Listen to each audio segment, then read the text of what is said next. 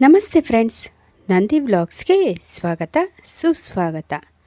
ನಮ್ಮೂರಿನ ಶ್ರೀಮಂತ ವ್ಲಾಗ್. ಇದೊಂದು ಸಣ್ಣದು ವ್ಲಾಗು ಅಂತಲೇ ಹೇಳ್ಬೋದು.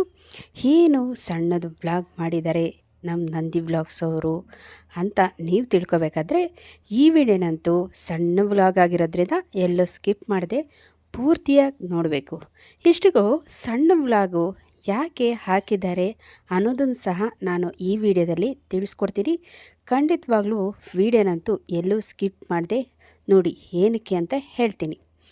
ನಮ್ಮೂರಿನ ಶ್ರೀಮಂತ ವ್ಲಾಗು ಭೂಮಿಕಾ ಹಾಗೆ ಗಿರೀಶ್, ಅಂದರೆ ಭೂಮಿಕಾ ಅವ್ರದ್ದು ಶ್ರೀಮಂತ ನಡೆದಿತ್ತು. ಶ್ರೀಮಂತ ಮಾಡಿಸ್ಕೊತಾ ಇರೋ ಪೇರ್ ಸಹ ತುಂಬಾ ಚೆನ್ನಾಗಿತ್ತು, ದೃಷ್ಟಿ ಆಗುತ್ತೆ ಅನ್ನೋ ರೀತಿಯಲ್ಲಿ ಇತ್ತು. ಹಾಗೆ ನಾವು ಸಹ ಹೋಗಿದ್ವಿ. ಇಲ್ಲಿ ಶಾಸ್ತ್ರೋಕ್ತವಾಗಿ ಅರಿಶಿನ ಕುಂಕುಮ ಎಲ್ಲ ಇಟ್ಟು ಆಶೀರ್ವಾದ ಮಾಡಿ ನಮ್ಮ ಕೈಲಾದ ತಾಂಬೂಲನ ಅಥವಾ ಸೀರೆ ಬ್ಲೌಸು ಅಥವಾ ಒಂದು ಹಣದು ಏನಾದರೂ ಸಹ ಕೊಡ್ಬೋದು. ಏನೂ ಇಲ್ಲ ಅಂದರೆ ಆಶೀರ್ವಾದ ಸಹ ಮಾಡ್ಬೋದು. ಯಾಕೆಪ್ಪ ಅಂದರೆ ಒಂದು ತಾಯಿಗೆ ಮಗು ಜನನ ಆಗೋದು ಅಂದರೆ ಮರು ಜನ್ಮ ಇದ್ದ ಹಾಗಾಗಿ ಎಲ್ಲ ಮುತ್ತೈದೆಯರು, ಎಲ್ಲ ದೊಡ್ಡವರು ಹಾಗೆ ಎಲ್ಲರೂ ಆಶೀರ್ವಾದ ಮಾಡ್ತಾರೆ. ಇದು ಪುಟ್ಟ ಬ್ಲಾಗ್ ಯಾಕಾಯಿತು, ಅಪ್ಲೋಡ್ ಯಾಕೆ ಮಾಡ್ತೆ ಅಂದರೆ ಸೀಮಂತ ನಡೀತಾ ಇರೋದು ಅಪ್ಲೋಡ್ ಮಾಡಿದ್ರೆ ಏನಂತಾರೆ ಅನ್ನೋದು ಹೊಂದಿದ್ರೆ ಈ ಸೀಮಂತ ಮಾಡ್ಕೊತಾ ಇರೋ ಮೈದಾ ರುದ್ರೇಶ ಹೇಳಿದ್ರು, ಅಕ್ಕ ಅಪ್ಲೋಡ್ ಮಾಡಿ ಪರವಾಗಿಲ್ಲ, ಚಿಕ್ಕ ವಿಡಿಯೋ ಆದರೂ ಸಹ. ಯಾಕೆ ಅಂದರೆ ಎಲ್ಲರ ಆಶೀರ್ವಾದ ನಮ್ಮ ಅತ್ತಿಗೆಗೆ ಇರಬೇಕು, ಅವ್ರಿಗೆ ಸುಸೂತ್ರವಾಗಿ ಮಗು ಆಗಬೇಕು ಅಂತ ಕೇಳಿಕೊಂಡ್ರು. ಇಲ್ಲೇ ನೋಡಿ ಪಿಂಕ್ ಶರ್ಟ್ ಅವರಿದ್ದಾರೆ ನೋಡಿ ಅವರು. ಹಾಗಾಗಿ ನಾನು ಈ ವಿಡಿಯೋ ಅಪ್ಲೋಡ್ ಮಾಡ್ತಾಯಿದ್ದೀನಿ. ಖಂಡಿತವಾಗ್ಲೂ ನಿಮ್ಮ ಎಲ್ಲರ ಆಶೀರ್ವಾದ ಈ ಭೂಮಿಕಾ ಅನ್ನೋ ಹುಡುಗಿ ಮೇಲೆ ಇರಲಿ, ಸುಸೂತ್ರವಾಗಿ ಮಗು ಜನನ ಆಗಲಿ ಅಂತ ನಾನಂತೂ ನಿಮ್ಮಲ್ಲಿ ಕಳಕಳೆಯಿಂದ ಪ್ರಾರ್ಥಿಸ್ತೀನಿ. ಹಾಗೆ ಈ ಚೌಟ್ರಿ ಈ ವಿಡಿಯೋ ಇದಾಗಿರುತ್ತೆ. ಹಾಗೆ ಇದೆಲ್ಲ ಮುಗಿಸ್ಕೊಂಡು ನಾವು ಊಟಕ್ಕೆ ಸಹ ಹೋದ್ವಿ.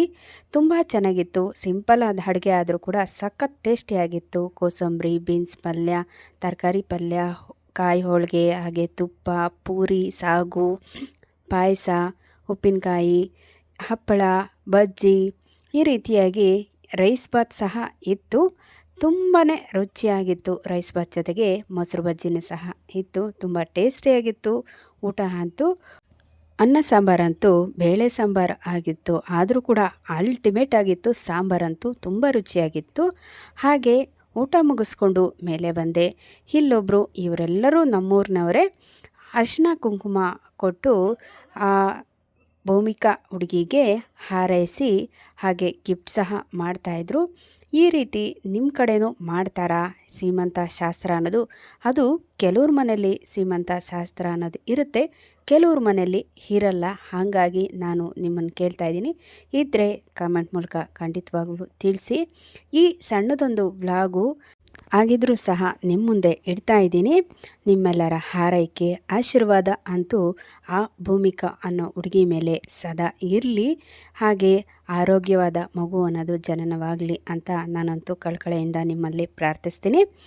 ಇಂಥದೇ ಇನ್ನೊಂದು ಹೊಸ ವಿಡಿಯೋ ಜೊತೆ ನಿಮ್ಮೊಂದಿಗಿರ್ತೀನಿ. ಅಲ್ಲಿವರೆಗೂ ಖಂಡಿತವಾಗ್ಲೂ ನಮ್ಮ ನಂದಿ ವ್ಲಾಗ್ಸ್ನಂತೂ ವೀಕ್ಷಿಸ್ತಾ ಇರಿ.